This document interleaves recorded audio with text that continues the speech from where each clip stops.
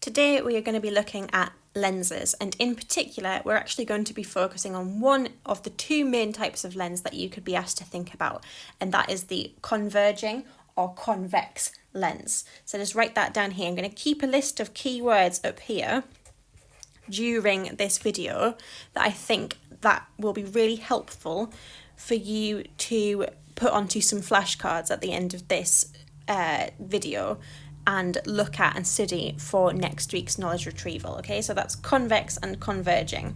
Right now you don't know what those mean. At some point in this video I will give you a definition of what those words mean, and I'll add to the list that you should use to create your flashcards. So lenses are essentially really important things that we use in different optical devices, such as the camera. So the way I'm filming this right now is using a camera that has a lens in that is helping to focus the light. And that means that you can see what's going on here. Lens works essentially by changing the direction of light as it passes through it. So now I'm going to draw my convex lens. Convex lenses or converging lenses typically look something like this. And you know that that's going to be a convex or a converging lens because it has this middle part of the lens here, which is much larger than either of the points here. Okay, so that's what a convex or a converging lens would look like. The reason that it's called converging is because all of the lines of light that pass through it are going to focus at a certain point, but we're going to get onto that in a second. Okay, so what happens if we shine a light onto our lens here? Well, here's my little light source over at this side. That's going to shine a light onto my lens, like so. And then you know that once it hits this lens here, because that lens is typically made out of glass or some sort of other more dense material than air, that light is going to change direction as it passes through that medium, i.e. it's going to refract. So it will bend like this. And then when it comes back out of the other side of the lens, it will change direction once more, looking something like this. If I have another line of light that passes through here, this time it's going to pass straight through, like so. If it passes straight through our lens in the middle of the lens here, really directly parallel to that lens, it's actually not going to refract. It's going to pass straight through, and again it passes straight through on this side.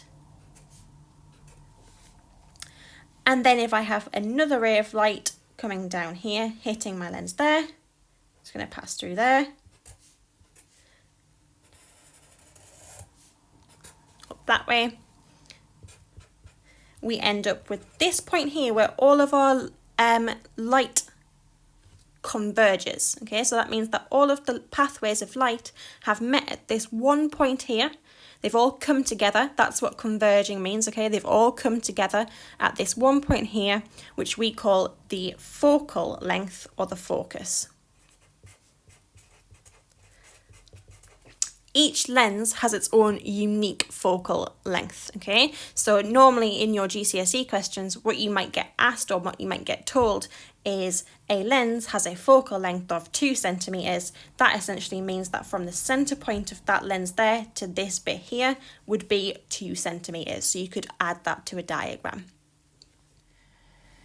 So, a lot of the time what you might be asked to do in your exams is describe the nature of an image that is produced by one of our convex lenses.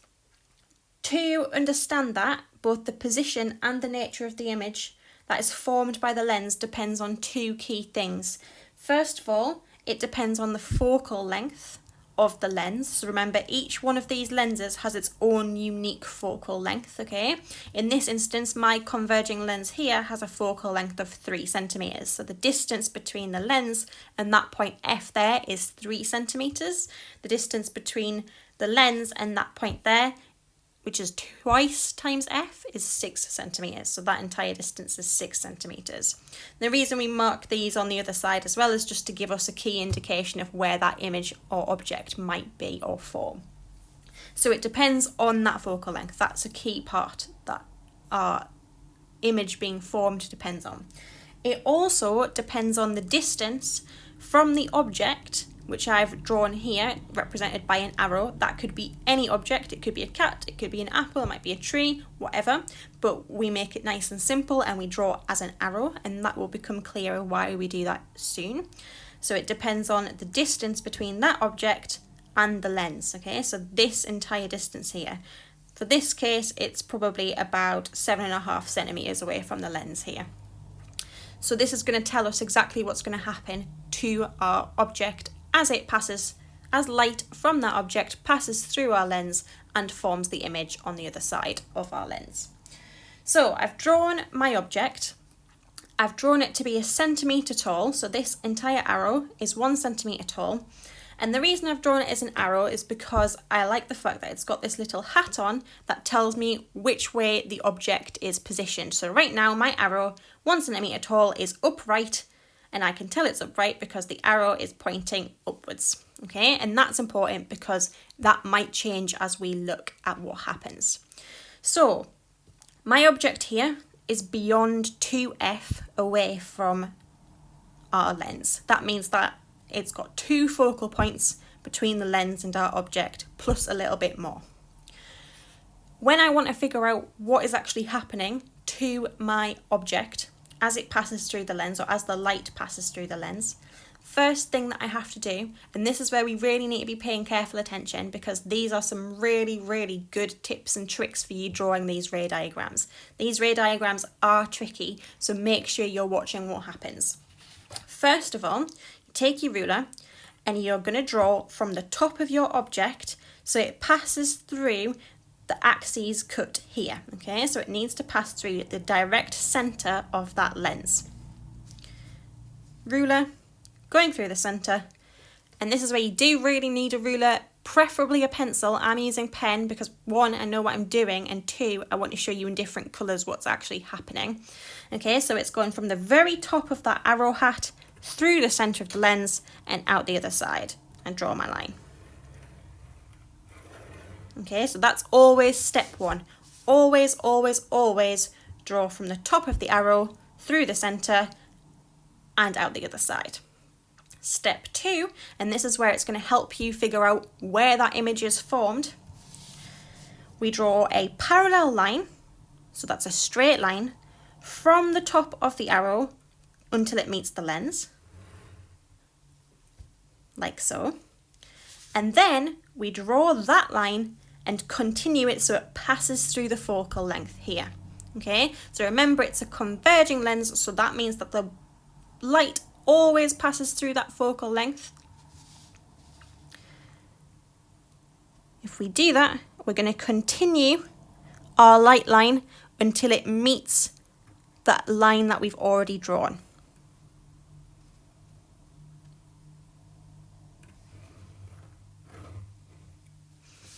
Okay, so let me just put my arrows on so that you can see what path everything has taken. And where they've met, so that intersection there is where we draw our new object. Now you can see that we've got a cross there matching the joining of the lines at the top of the arrow. So that means that I draw my arrowhead to meet at that intersection cross, like so. And I draw it back up to my axis. I can measure that. And if I measure it, I now see that that object measures about 0.8 centimeters. That means that the image that's formed is, first of all, real, because it's formed at a point where some light pathways actually meet.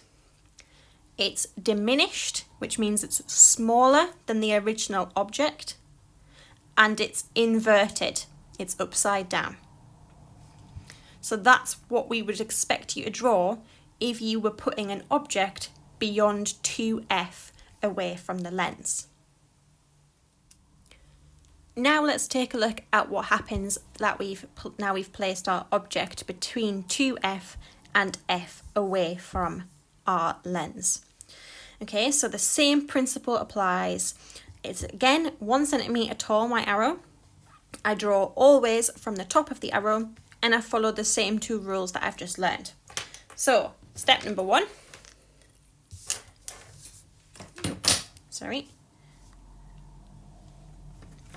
I draw from the top of the arrow straight through the centre of the lens and continue it onwards. Like so.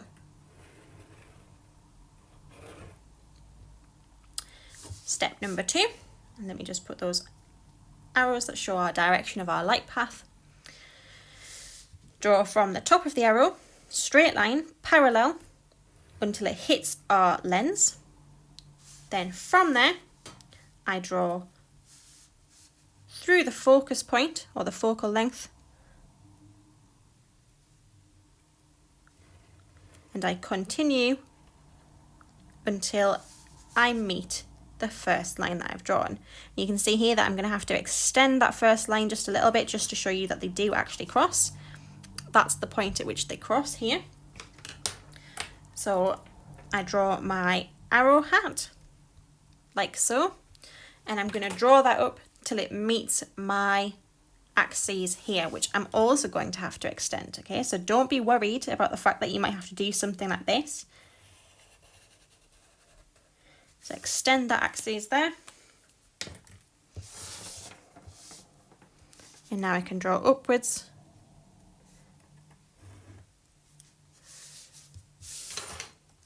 And there's my image. Now I'd like you to pause the video and have a quick think. Okay, so this is a really quick knowledge check.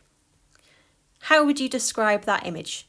Which words from our key list would you use to describe that image? Okay, so you've hopefully paused, you've had a think, you've probably written down. Get your green pens and make sure that you've got these 3 words to describe this image. First of all, it's a real image.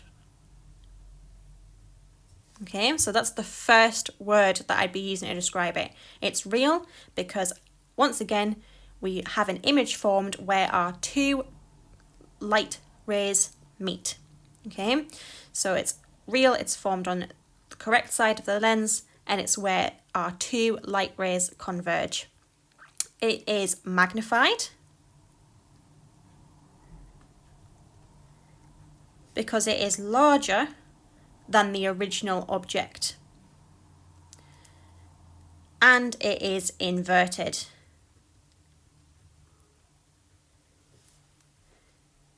Because, once again, our arrow hat is drawn where our light rays cross, just like it is on this side of our image.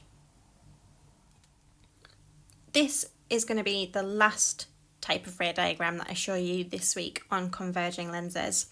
This time we've placed our object between F and the lens itself. Okay, so it's a lot closer to the lens than what we originally had. Again, we want to be able to describe what image we have formed. Okay, so we need to follow our rules once more. First of all, from the top of the arrow, through the centre of the lens and down, like so. Then parallel till it hits the lens and through the focal point.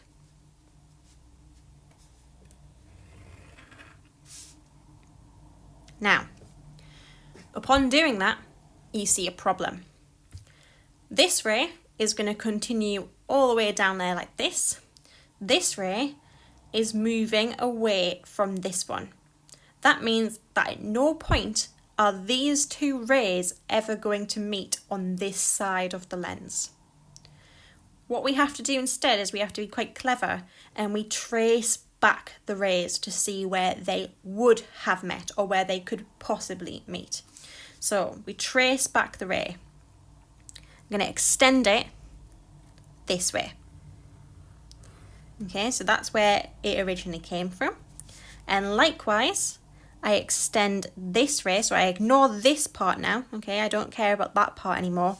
I'm going to extend that ray that's come out the other side of the lens backwards as well until it meets here.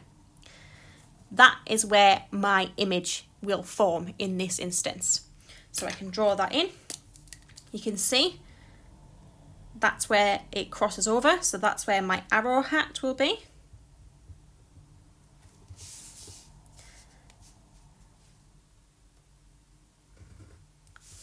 And that's my image. Now, this time, our image can be described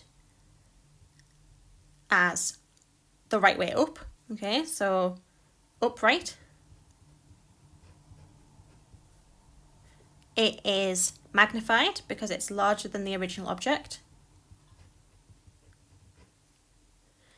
but it is virtual. Okay, and the reason it's virtual is because the image forms where the rays appear to be coming from, not where they've actually met. So yes, we've drawn them to meet, but they didn't actually ever meet. On the real side where the light would pass out of our lens, those lines have never met one another. So we've traced them back to where they would appear to meet. So this is why we call this image virtual. And that's how I would describe that image.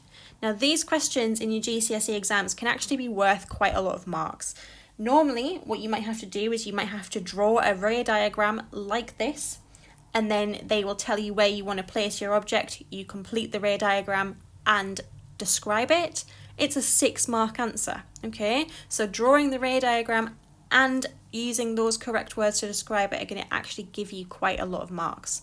There are additional things, and I will do a supplementary video for those of you who are studying the triple physics or the higher physics, where you might have to put in some actual numbers to do with the focal length or the distance of the object from the lens, but we'll address that separately. What you need to do now is you are going to complete the 2 questions which are asking you about placing the object at 2F and at F, and using these words to describe those objects. Should take you probably about 20 minutes in total to do that, because you need to draw out this diagram and then add your objects in. I'll give you the dimensions for this diagram in a second. And then you must go through this key list here and define each of those keywords, create a flashcard on each of those keywords, so 1, 2, 3, 4, 5, 6, 7, 8 in total. That should tell you what each of those things are, and make sure you test yourself on them as well, okay? Because it's no use just creating the flashcards and then putting them to one side. You want to make sure that you know exactly what each of those words mean, because next week your knowledge retrieval will focus on these 8 words here, and they're going to really help when we look next week at diverging or concave lenses.